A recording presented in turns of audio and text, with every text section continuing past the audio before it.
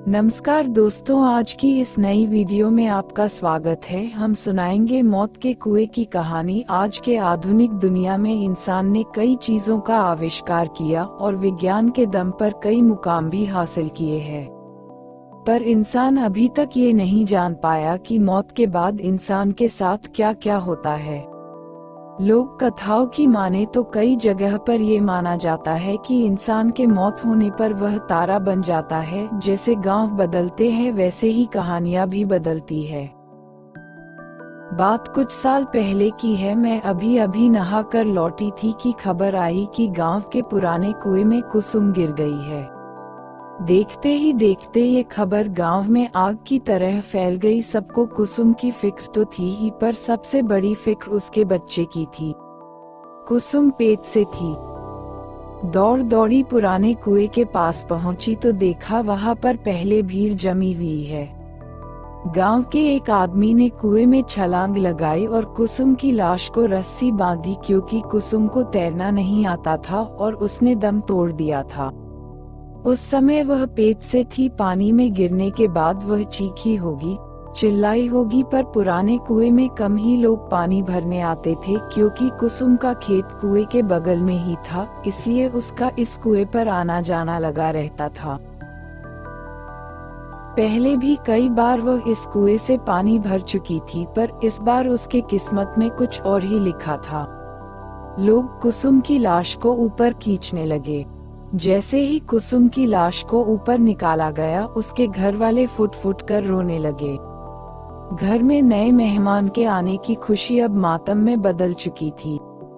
कुसुम का पति तो सुन्न होकर कुसुम की चेहरे को देख रहा था ही वो रो रहा था, और ना ही उसके आंख से आंसू आ रहे थे, तो बस बिना अपनी पलकें झपकाए कुसुम को देखते ही जा रहा था। कुसुम तो वैसे दुबली पतली ही थी, मगर पानी में ज्यादा देर रहने के कारण उसका शरीर फूल गया था।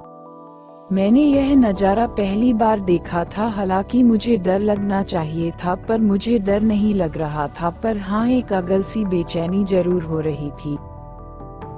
पुलिस मौके पर पहुंची। उसने गांव वालों का बयान लिया और अंतिम संस्कार करने की इजाजत दे दी। पुराने कुएं वाले खेत में ही कुसुम का अंतिम संस्कार किया गया। मौत तो इंसान के हाथ में नहीं होती। शरीर से आत्मा कब निकल ये किसी को पता नहीं चलता। कहते हैं अंतिम संस्कार करने के बाद इंसान की आत्मा को शांति मिलती है, मगर आत्मा खुद ही शांति न चाहे तो। उस रात ऐसे कई सवाल मेरे मन में उठने लगे। मैंने कई बार करवट बदली, पर मुझे नींद नहीं आ रही थी। पर वक्त के साथ साथ सब ठीक हो जाता है। उस हादसे को गुजरे हुए अब कई महीने हो चुके थे। एक बार एक मजदूर उस पुराने कुएं वाले खेत में काम कर रहा था। तभी उसे एक औरत के रोने की आवाज आती है। वह कुएं के पास जाता है। उसने देखा कि वह आवाज कुएं के अंदर से आ रही थी। जैसे ही वह कुएं के अंदर देखता है, अगले दिन उस मजदूर को तेज बुखार आता है। तेज बुखार से उसका शरीर तप रहा होता है। वह बार बार कहता रहा कि मेरे पास मत आओ, मैंने तुम्हारा क्या बिगाड़ा है, मुझे छोड़ दो। उस शाम उस मजदूर की मौत हो जाती है। गांव में अब पुराने कुएं का डर फैल जाता है। कुसुम की आत्मा अभी भी उस कुएं में है, ऐसी बातें गांव में शुरू हो जाती है। कुसुम के घर वाले भी कुएं के पास वाले खेत में खेती करना छोड़ देते हैं। ये सब सुनकर मुझे कुछ समझ नहीं आ रहा था। मेरे दादा के भी गुजरे कुछ ही महीने हुए थे और उनका अंतिम संस्कार तो हमारे घर के पीछे ही किया था। फिर मुझे कभी मेरे दादाजी क्यों नहीं दिखाई दिए। मेरे दादाजी कहते थे कि इंसान मरने के बाद कुत्ते का जन्म ले लेता है। इत्तेफाक से दादाजी के गुजरने के दूसरे ही दिन हमारे घर में कुत्ते का एक बच्चा लाया गया, जिससे कि घर की और खेती पर नजर रखी जाए।